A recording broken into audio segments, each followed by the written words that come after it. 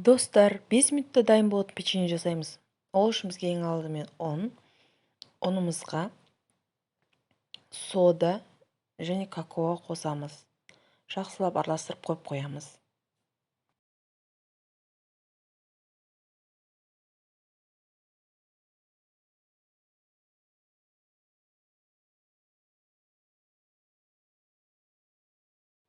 Сары майды алдын ала ерітіп алдым.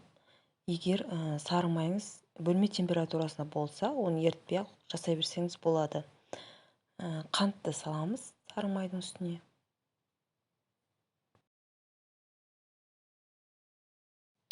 Және жұмыртқа.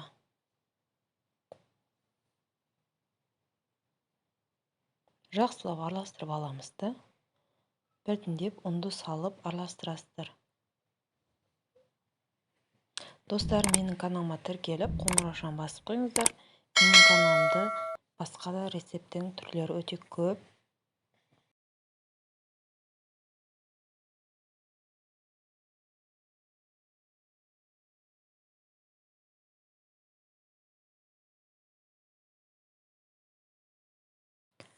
Мен шоколад ұнтағын қостым. Егер шоколад болмаса, қоспасаңыз да болады. Өз қалауыңызша.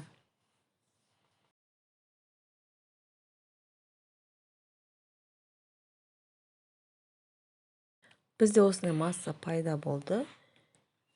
Енді ыдысымызға пергамент төсеп, қолымызға печеньені осылай дөңгелетіп аламыз. Қасықтың көмегімен. Осылай жасаймыз барлығын. Духовкамызды алдын ала қыздырып қоямыз.